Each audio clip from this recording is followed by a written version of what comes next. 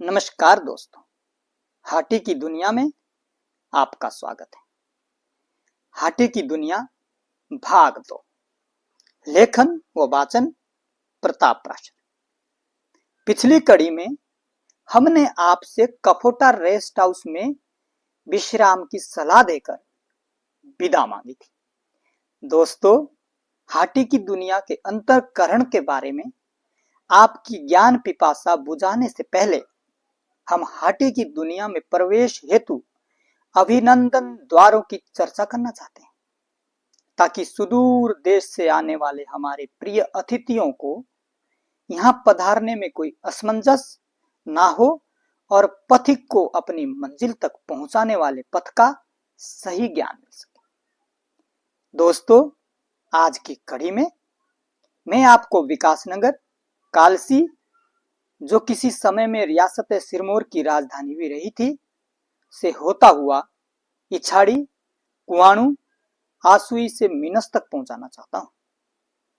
इस रास्ते में यात्रा का अपना अलग ही आनंद है, जिसमें एक तरफ उत्तराखंड के बाबर जौनसार की पहाड़ियां हमारे अतिथियों को अपनी गोद में बिठाकर सर्पिली सड़कों का शानदार सफर करवाती है, और दूसरी तरफ कालिंदी की सहायक नदी टॉन्स, जिसने उत्तराखंड व हाटी की दुनिया को अपने शीतल काले गहरे पानी से अलग किया है। टॉन्स नदी द्वारा यह बंटवारा सिर्फ भौतिकी है। मानवता के रिश्तों को यह सदियों से आज भी सिंचित कर रहे हैं, जो अपने गहरे व ठहरे हुए पानी की परत की हथेली पर बिठाकर अपने बच्चों की भांति हाटियों और जौनसारियों का मिलन करवाते हैं। तभी तो समय के अनंत काल से चले चक्र की गति भी दोनों समुदायों की प्रीत व रीत के बंधन को तनिक भी ढीला नहीं कर पाई। सरकार ने भले ही इन दोनों समुदायों के मिलन के लिए एक आध पुल ही बांधा है, परंतु आदमी ईश्वर की वह कृति है जिसने जो चाहा सब अपने हौसलों से प्राप्त किया है।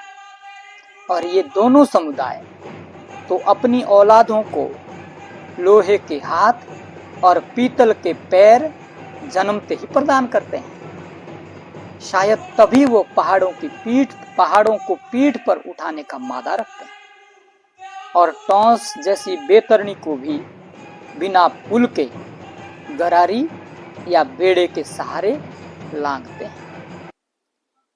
दोस्तों, मुझे पलक झपकते ही अपने बचपन के वो दिन याद आते हैं जब हम छठी की परीक्षा के बाद अपनी रिश्तेदारी भगेटों के वहां बागनल गए थे और उनके बच्चों गुमान सिंह और बंसीराम के साथ टॉन्स नदी के समीप बनी दोगरी में बैल बकरियां चराने के साथ साथ टॉन्स नदी के किनारे दिन भर अपने अर्धनग्न शरीरों व छोटे छोटे नरमुंडों सहित दोपहर की तपिश में बालू की ढेर पर लेट लेट कर तन को तपाते और फिर ठंडक के लिए एक डुबकी टॉन्स के बर्फीले पानी में मारते थे।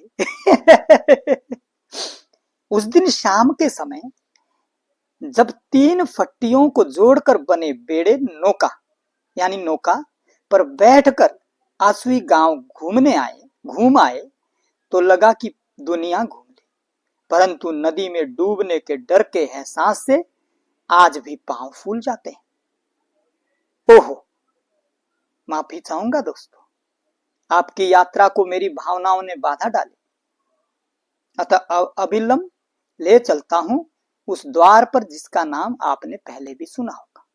वो है मीनस। यहीं पर बना है एक आधुनिक कंक्रीट का पुल जो उत्तराखंड और हिमाचल के गिरिपार को जोड़ता है। एक पुल शायद गौरों के शासन काल में भी बना था, जिसकी गवाही यहां खड़े पिलर आज भी दे रहे हैं।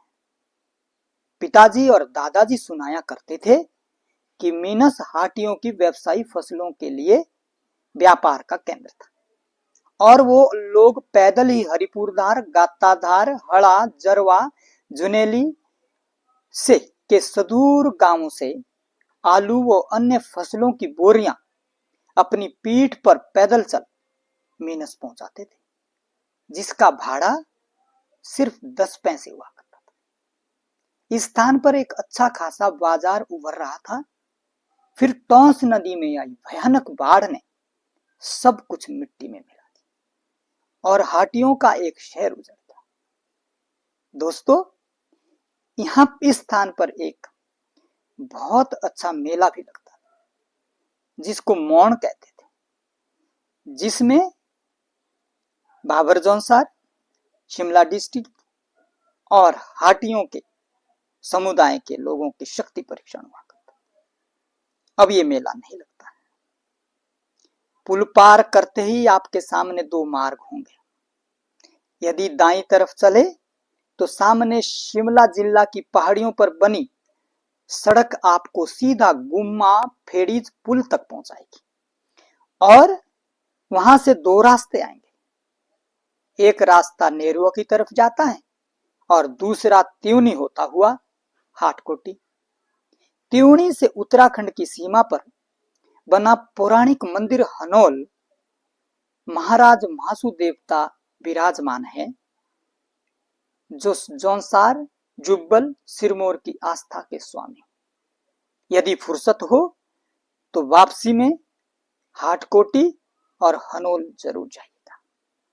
अभी मेरा उद्देश्य आपको हाटी की दुनिया की सैर कराना है, इसलिए मीनस से बाईं तरफ मुड़ने की सलाह देता हूं और नर्म निर्मित राजमार्ग पर सफर करने के लिए गुदगुदाना चाहता हूं, जो आपको जामली, जलेऊ, जड़ेऊ, अंबोटा, रोहनाट, खड़कहा, द्राबिल, श्रीक्यारी, कांडो भटनौल, बांदली ढाढ़स और शिलाई पहुंचा। शिलाई के 9 लोक निर्माण विभाग के विश्राम गृह में सुस्ताते हुए जौनसार बाबर की सुंदर चोटियों को निहारते हुए कफोटा का नजारा भी देखने को मिलेगा, जहां मैं आपको हाटी की दुनिया भाग 1 में छोड़ आया था। दोस्तों, शिलाई की बात किसी दिन फिर करेंगे। आज आपको यात्रा के बाद सुखद स्वप्न में खो जाने की सलाह देना चाहता हूं। धन्यवाद। अपना ध्यान रखिएगा। अगली कड़ी में फिर मिलेंगे। तब तक के लिए आपके प्रिय कवि प्रताप राशर का ढेर सारा प्यार और प्रणाम। शुक्रिया दोस्तों, शुक्रिया।